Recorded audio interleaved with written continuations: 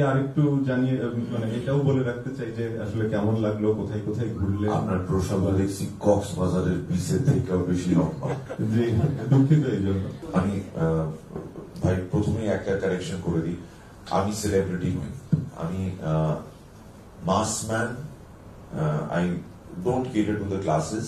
আমার জনসাধারণের সঙ্গে সাধারণ একটা সম্পর্ক, যেটা আল্লাহর দোয়ায় অসাধারণ একটা স্টেটাস পেয়ে গেছে। এটার জন্য আমি কৃতজ্ঞ। এটা আল্লাহ বাড়াই দিছে। একটু কমাই দেন। হ্যাঁ, আরেকটু কমবে, আরেকটু কমিয়ে দিন, আরেকটু কমাতে দেখবে পুরোটা কমে গেছে। তারপর আপনারও ভালো লাগবে, আমারও ভালো লাগবে। এইটা কমফোর্টেবল। Thank you. আমি নিজেকে সেলিব্রিটি মনে করি না ভাইজান, আমি এটা একটুও বিনয় করে বলছি না, এটা সত্যি সত্যি মনে প্রাণে বিশ্বাস করি যে আমি খুবই সাধারণ একজন মানুষ। ঘটনাচক্রে আমাকে টেলিভিশনের পর্দায় দেখা যায় বা রেডিওতে শোনা যায়, আর একটু আদর, ভালোবাসা, খ্যাতি, এগুলো একটু অন্যদের তুলনায় আল্লাহ রহমত দেখিয়েছেন, আমি একটু বেশি পেয়েছি। এছাড়া আমি নিজেকে সেই মাইলেজ কোনোভাবেও দিই না। আমি কোথাও ট্রাভেল করতে গিয়েও বিজনেস ক্লাস টিকিটের জন্য চেঁচামেচি করি না, ওটা সেলিব্রিটিরা করে থাকেন।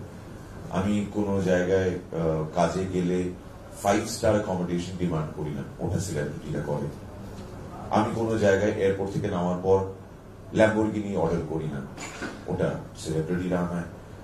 কোনো অংশ থেকেই আমাকে সেলিব্রিটি বলবেন না, মানে এই তকমাটাই না আমার গাটা চিবি চিবি করে, মানে আমার শরীর খারাপ করে। এইটার তক মনে হয় যেন গালাগাল দিচ্ছে কেউ, সেলিব্রিটি। আমি আপনাকে ছোট্ট একটা ঘটনা বলি এই সূত্রে। আমরা যেদিনকে আসছিলাম এয়ারপোর্টে, আমরা লাগেজ চেক ইন করাচ্ছি, তো অবভিয়াসলি আমরাও চেক ইন করাচ্ছি, বাকি যারা চেক ইন করাচ্ছেন তারাও কিন্তু বাংলাদেশের ওই বিমানেই উঠবেন যে বিমানে করে আমরা সবাই একসঙ্গে ঢাকা আসবো। কারণ ইন্টারন্যাশনাল ট্রাভেলটা সেইভাবে খোলেনি 27 মার্চ থেকে, মানে ইনফ্যাক্ট গতকাল থেকে ইলাবোরেটলি খোলা হলো। তো সবাই মিলে চেঁচাতে আরম্ভ করেছে, আর আমি পড়ে আছি কালো চশমা আর মাস্ক। সবাই মিলে চেঁচাচ্ছে,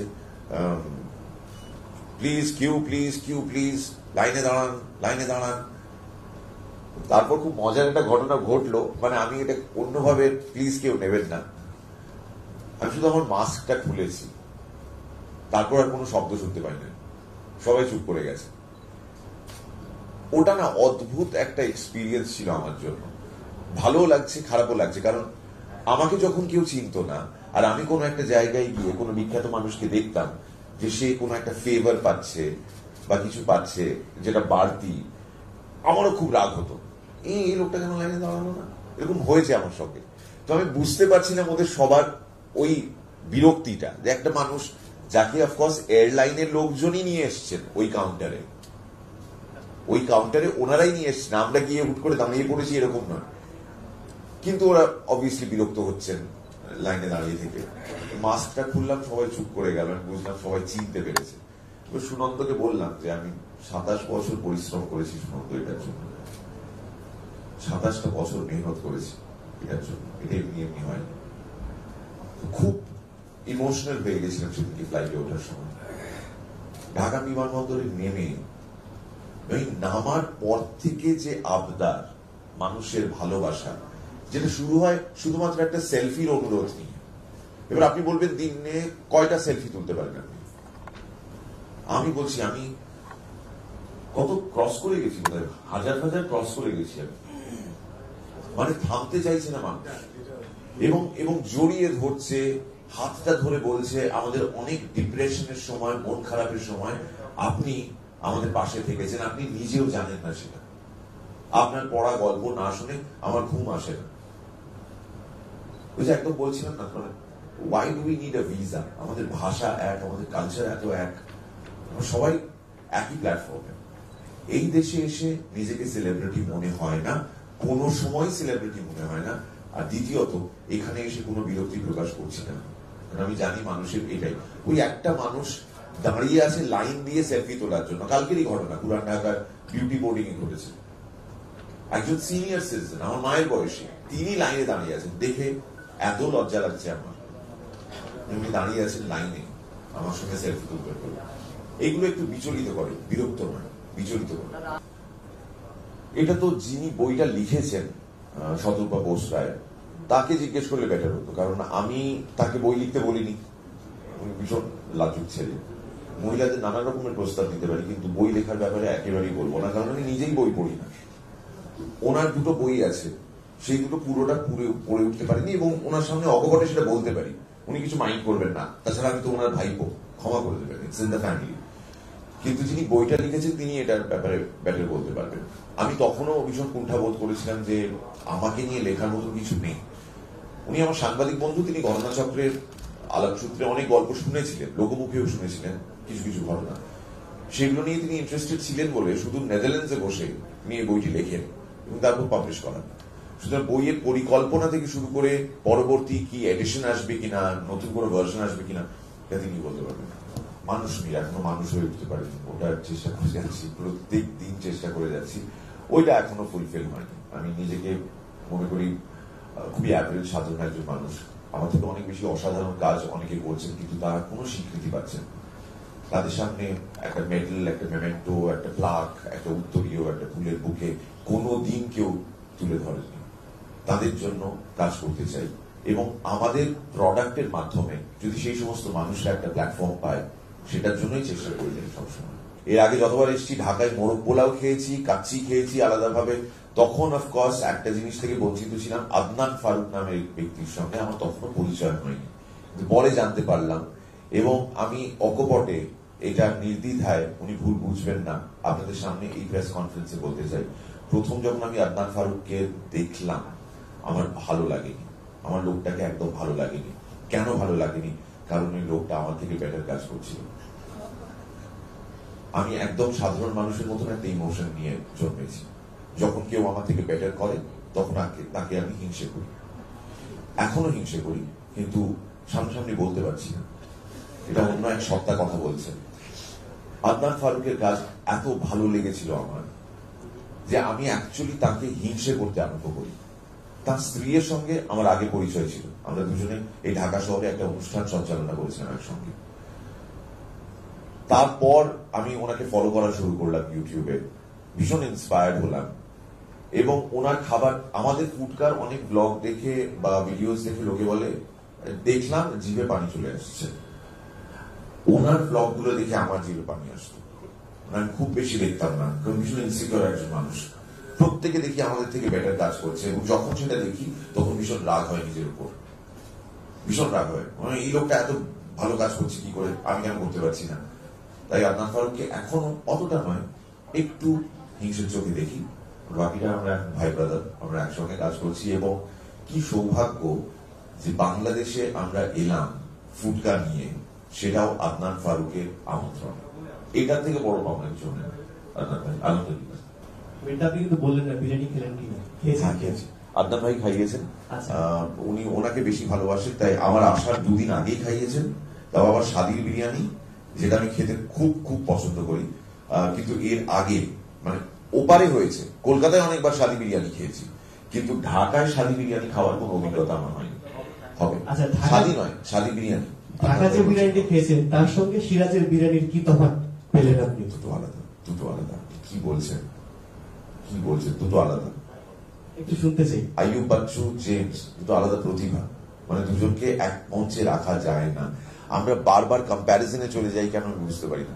এটা আপনার কোনো দোষ নেই, আমি আপনার প্রশ্নের কোনো খুঁত খুঁজে পাচ্ছি না। আমি শুধু বলছি যে মেবি আমাদের পার্সপেক্টিভটা পাল্টানো দরকার। ওটা নিজের মতন, এটাই এদের মতন। সিরাজ ঢাকার বিরিয়ানি হতে পারবে না, ঢাকার বিরিয়ানি সিরাজ হতে পারবে না, খুব সিম্পল। এই লজিকটা মেনে চললে তো আরো ভ্যারাইটি বাড়ছে আমাদের সামনে, যে আমরা যখন সিরাজের বিরিয়ানি খাচ্ছি তখন একরকমের টেস্ট পাচ্ছি, কিন্তু ঢাকার বিরিয়ানি খাওয়ার জন্য খোদ বা খাস ঢাকায় আসতে হবে।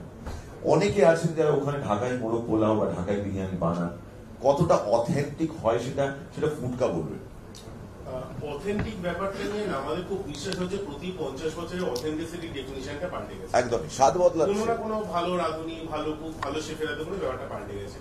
এখন দুটো আলাদা প্রোডাক্ট। ধরুন যদি বিরিয়ানিতে যাই, আমাদের ওখানে বিরিয়ানিটা হচ্ছে পাক্কি বিরিয়ানি, এখানে হচ্ছে কাচ্চি বিরিয়ানি।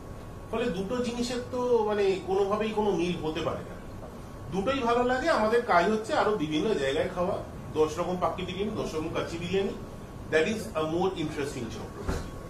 প্রাপ্তি একটা বিরাট, যে এমন একজন সাংবাদিকের মুখোমুখি হলাম আজ, যিনি ওই বইটি একদমই। গুলে খেয়েছেন, কারণ তিনি সবটা জেনে ফেলেছেন আমার ব্যাপারে। আমি এই কারণে ওই বই আমার ব্যাংক অ্যাকাউন্ট নাম্বার শেয়ার করিনি। আমি ঠিক জানতাম এরকম একজন পাঠক জুটবেন আমার কপালে। অপ্রাপ্তি বলতে আরো অনেক জায়গা ঘোরা হয়নি, আরো অনেক দেশ ঘোরা হয়নি। 2 বছর যখন কোভিডে ঘরবন্দি ছিলাম আমরা প্রত্যেকে, বলুন বুকে হাত রেখে আমরা প্রত্যেকে ভেবেছি এই 2 বছর সময় আমরা আরো কত জায়গায় যেতে পারতাম, আরো কত নতুন মানুষের সঙ্গে আমাদের আলাপ হতে পারত। তার থেকে বঞ্চিত হলাম। এমন অনেক মানুষ আছেন যারা এ পারটায় আসতেই পারেননি। এ পারটা বলতে কোভিড পরবর্তী জীবনে, ঢাকা নয়, যারা কোভিডের মধ্যেই শেষ হয়ে গিয়েছে, তারা সুস্থ ছিলেন। মার্চ 2020 আগে তারা সুস্থ ছিলেন। তারপর তারা 2022টা দেখে যেতে পারলেন না, 2021 হয়তো শেষ হয়ে গেলেন বা তারও আগে। আমরা প্রত্যেকদিন ক্রিপ করতে থাকি আমাদের অপ্রাপ্তিগুলো নিয়ে, যে আমি এটা প্রাপ্ত করিনি, ওটা আমার হয়নি, আমার গাড়ি কেন ওর গাড়ির থেকে দেখতে বেটার নয়, আমার বাড়িটা কেন ছোট, ওনার বাড়িটা কেন বড়। কোভিডের সময় না এই সব ওপর নিচ মাঝ সেজো সব মুছে গেছে। আমরা সবাই একই জায়গায় ঝুলছিলাম। পরের দিন কে থাকবে কে থাকবে না এই বিষয়টার মধ্যে থেকে যে আমরা বেরিয়ে আসতে পেরেছি, আলহামদুলিল্লাহ। আল্লাহ যেন আমাদের সেই তৌফিক দেন আরো লড়ার, আরো লড়াই করার। কিন্তু যে জায়গায় আমরা এসেছি তারপরেই চাওয়া পাওয়া নিয়ে না কারণ কোনো আলাদা করে কোনো খুঁতখুঁতামি নেই। যেটা পাচ্ছি রোজ সেটাকেই অনেক মনে করে পাচ্ছি, এটাই দরকার।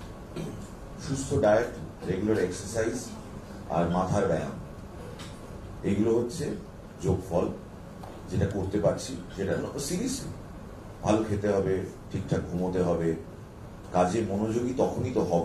আমরা অনেকে এই কোভিডের মধ্যে ঘেঁটে গিয়েছিলাম, ফোকাস করতে পারছিলেন না। এই যে আপনি বলেন না যে এই পুরো জিনিসটা আমি ব্যালেন্স করে চলছি কি করে, যারা বলেন আমার এটা করার তো সময় নেই, আমি এটা করবো না, বা যারা প্রচন্ড ব্যস্ত হওয়া সত্ত্বেও কোনো একটা কমিটমেন্ট রক্ষা করেন, মানে তারা সকালে গল্ফও খেলছেন, সেই গল্ফ খেলতে খেলতে একটা মিটিংও সেরে ফেলছেন, তারপর অফিস যাচ্ছেন, অফিসে গুরুত্বপূর্ণ মিটিংস চলছে, কনফারেন্সেস চলছে, ব্যবসার ডিলিংস, তারপর সে ফ্যামিলিকে নিয়ে ঘুরতেও যাচ্ছে। এই সমস্ত মানুষকে ঈর্ষা করি আমরা, তারা কি সুন্দর ব্যালেন্স করে। But the fact is, the busiest people will always find the time. আমরা সারাক্ষণ এই হাতে সময় নেই, সময় পাচ্ছি না, তাই করছি না, এটা বলে কাটিয়ে দিই, তাই ব্যালেন্সটা আসে না। হয় এক্সেস কাজ করছি আমরা বা এক্সেস ল্যাড খাচ্ছি, দুটো যে কোনো একটা হলে দেখবেন কোনোটাই ঠিক করে হচ্ছে না, না কাজ না লেজার আরাম, কোনোটাই হচ্ছে না ঠিক করে। সো ওই ব্যালেন্সটা আনার জন্য আমাদের কোথাও একটা জানতে হবে যে কোথায় থামবো। আমি এখানে আসার আগে ফ্লাইট ধরবো পরের দিন সকালবেলা, তার মানে আমাকে খুব ভোরবেলা উঠতে হবে। আমার এক বন্ধু ডিস্ট্রেস কল করলেন এক স্টুডিও থেকে, বললেন আমার একটা আর্জেন্ট ভয়েস ওভারের কাজ আছে, এটা করতে হবে কালকে। কালকে তো আমি থাকছি না, আমি ঢাকা চলে যাচ্ছি। তখন সেই ব্যক্তি মরা কান্না জুড়ে দিলেন, কি করে হবে, আমার ক্লায়েন্ট তো আমাকে বকবে, ক্লায়েন্ট তো তোমাকেই চাইছে, তুমি করে যাও। 1 তারিখ ফিরল, ও বাবা আমার তাহলে অল ফুলস ডে অনেক আগেই হয়ে যাবে, এপ্রিল ফুলস ডে আগেই আমি বোকা বনে যাবো, মানে যাচ্ছে তাই। আর বন্ধু তার উপর সেই স্টুডিওর মালিক রিকোয়েস্ট করছে, না করতে পারছি না, কিন্তু না করলাম। তার কারণ এর আগে আমি দেখেছি বহু সময় অনেকগুলো কাজ সারতে আরেকটা কাজের খবর এসছে, সেই লোকটা ওরকম করছে, আজকে করে দিতে হবে। তার সেই কাজটা করার জন্য আমি 14 ঘন্টা স্টুডিওতে শুট করার পরও তার স্টুডিওতে আলাদা করে গেলাম ওই ভয়েসের কাজ করার জন্য। আপনি ভয়েসের কাজে উল্লেখ করেছিলেন। তার পরের দিন শুনলাম ক্লায়েন্ট আবার বলছে কয়েকটা চেঞ্জ হবে। ক্লায়েন্টের জন্মই হয়েছে এই পৃথিবীতে চেঞ্জ করার জন্য। যখন সবকিছু বাকি তখন ক্লায়েন্ট আমার কাছে। অদ্ভুত। তার মানে অত যে আমি গেলাম, খাটলাম, অত পরিশ্রম করলাম, ওকে ওর ডেডলাইনে সাকসেসফুল করালাম যাতে ও ক্লায়েন্টের কাছে ওর কোনো ফেস লস না হয়, তার কিন্তু কোনো মেরিট নেই, বেকার খাটলাম। তাতে কি কাটা গেল আমার লাইফ থেকে। আমি বাড়ি ফিরে দেখলাম আমার মেয়ে ঘুমিয়ে পড়েছে আর আমার বউ ল্যাপটপে নিজের কাজ নিয়ে ব্যস্ত। So I missed out on family time and I went and dedicated my time at a place যেখানে অত তাড়াহুড়ার কোনো প্রয়োজনই ছিল। ব্যালেন্সটা তখনই তুমিও, চন্দনা তোমার নাম, খুঁজে পাবে তোমার লাইফে, যখন এই গোটা বিষয়টা যেটা অলরেডি তোমার ক্যামেরায় রেকর্ড হয়ে গেছে কয়েকবার প্লেব্যাক করো, you get to understand my message. That's how my life is balanced. আপনি অনেকগুলো ফুটিয়ে রিভিউ দিয়েছেন বাংলাদেশে, এর মধ্যে আসলে কোনটা সবচেয়ে বেশি ভালো লেগেছে? ইনফ্যাক্ট আপনি যেগুলো দিয়েছেন সবগুলো আমাদের অনেক পছন্দের, কিন্তু আপনি যেটা বলেছেন বিশেষ করে ঢাকা ইউনিভার্সিটির স্ট্রবেরি ভর্তাটা, আপনি এইটা আগে টেস্ট করেন না, এটা আমি যখন ভিডিওতে দেখছিলাম আমি বিশ্বাস হচ্ছিল না যে আপনি কেন এটা আগে টেস্ট করেননি। সো এর মধ্যে আসলে কোনটা সবচেয়ে বেশি ভালো লেগেছে আপনার? স্ট্রবেরি ভর্তাটা ভালো লেগেছে, তার আগে আরেকটা যে ভর্তা ছিল ওই কাঁচকলার ভর্তা যেটা ছিল সেটা ভালো লেগেছে। আরে ইনফ্যাক্ট অন্যান্য প্রদেশ থেকে না লোকজন আমাকে গালাগাল করছেন, বলছেন হ্যাঁ হ্যাঁ যান ঢাকা ইউনিভার্সিটি যান, ওই তো কাঁচকলার ভর্তাই খাবেন, আরে মিয়া এখানে আসেন বলে সেই এক একটা জায়গার নাম বলছেন উনি, যে এইগুলো বাদ দিয়ে আপনি কেন ঢাকা ইউনিভার্সিটিতে গেছেন কাঁচকলা ভর্তা খাওয়ার জন্য। আরে কি মুশকিল, আমি তো জানি না ওখানে ওটা অ্যাভেলেবেল, আমাকে নিয়ে যাওয়া হয়েছে, আমি খাচ্ছি। আর এইভাবে তো প্রত্যেকটা জায়গায় একসঙ্গে গিয়ে খেতে পারবো না, ইটস নট হিউম্যানলি পসিবল। সবাই ভাববেন আপনার এই প্রশ্নের উত্তরে আমি বোধহয় বলবো বিরিয়ানি, কারণ বিরিয়ানি আমার খুব ফেভারিট, কাচ্চিটারই কথা বলবো। কিন্তু এর আগে তো কাচ্চি খেয়েছি, অ্যাজ টিম ফুডকা কাচ্চি আমরা প্রথমবার খেলাম একসঙ্গে, মানে কাকা ভাইপো একসঙ্গে। But the best part about this trip এখনো পর্যন্ত যা যা আমরা খেয়েছি, আমার ওই যেহেতু আমি চা খুব ভালোবাসি, ওই মরিচ তেঁতুল চা ওটা ভুলবো না কোনোদিন। ইট ওয়াজ রকিং, মানে স্ট্রেট একটা কারেন্ট। ফারুক, হ্যাঁ ফারুক না, আমরা স্বপনদার চাই তো। না ফারুক, ফারুক ছিল, হ্যাঁ ফারুক ভাইয়ের দোকান, আমার নাম ভুল করছি। তো ওটা তো ঢাকা ইউনিভার্সিটি। ছিল। আমাদের তো অলরেডি ইনভিটেশন আসছে বিভিন্ন জায়গা থেকে, উনি তো ফোন টোন বন্ধ করে দেন একটা সময়ের পর থেকে, এত মানুষ এত জায়গায় যাচ্ছেন, আমাদের যাওয়ার ইচ্ছে রয়েছে প্রচুর জায়গায়, কিন্তু হাতে তো এই কটাই দিন, এই কটা দিনের মধ্যে তাও আমি বলবো আদনান ভাই এবং তার টিম যেভাবে পুরোটা প্ল্যান করে দিয়েছেন এখনো পর্যন্ত খুব ভালো যাচ্ছে, স্মুথ যাচ্ছে। হ্যাঁ অনেক জায়গা এখনো রয়েছে যেগুলো কভার করা বাকি, মানে যেখানে যেতে পারলে খুব ভালো হতো সেটা বুঝতে পারছি, কিন্তু ওই কারণে আমি সোশ্যাল মিডিয়াতে মেসেজ চেক করা বন্ধ করে দিচ্ছি। কারণ কি হচ্ছে, কোনো একটা জায়গার আমরা ছবি দিচ্ছি বা ভিডিও দিচ্ছি যে ওখানে গিয়েছি, প্রাইমারিলি খাবারটাও দেখিয়ে দিচ্ছি, সঙ্গে সঙ্গে বলছে ও আচ্ছা এখানে গেছেন, তাহলে তো এখানে এখানে এখানে যাওয়া উচিত। এবং সেগুলোর যখন ডিস্টেন্স দেখছি, কিছু কিছু জায়গা এখান থেকে 40 কিলোমিটার, 50 কিলোমিটার, 60 কিলোমিটার, এইভাবে সব জায়গা তো একসঙ্গে ঘুরে বেড়াতে পারবো না, তো অনেক কিছু থেকেই যাবে আমাদের এখানে। আমরা একটা গাড়ি করে যাচ্ছি, সেখানে জ্যামে আটকে বাঁদিকে দেখছি এক কাপল, দুজনেই হেলমেট পরে এবং তারা স্কুটারের ওপর বসে। কিছুক্ষণ বাদে আমার মনে হচ্ছে এই কাপল তো কনসিস্টেন্টলি আমাদের গাড়ির সঙ্গে সঙ্গে যাচ্ছে, মানে যখনই বাঁদিকে ঘাড় ঘোরাচ্ছি দেখতে পাচ্ছি ওই কাপলকেই জানলা থেকে। তারপর রিয়েলাইজ করলাম যে আমরা অ্যাকচুয়ালি স্ট্যাটিক, আমরা তো নড়িনি, ওরা ওখানে। তারই মধ্যে উনি দেখেছেন যে মেয়েটি নাকি কান চুলকে দিয়েছে ওই ভদ্রলোকের, যিনি স্কুটারটা চালাচ্ছিলেন। মানে আমরা উইয়ার্ড জিনিসপত্রও দেখছি, কারণ এতক্ষণ তো ট্রাফিকে আটকে থাকতে হয়নি কোনো জায়গায়, কোনো সময় আজ পর্যন্ত না, ইটস নেভার হ্যাপেন্ড। আমি 2019-এ এসেছিলাম, সেই সময়ও ট্রাফিক দেখেছি, কিন্তু এতটা প্রেশার আমার মনে হয় না তখন ফেস করেছিলাম। বালিশ মিষ্টি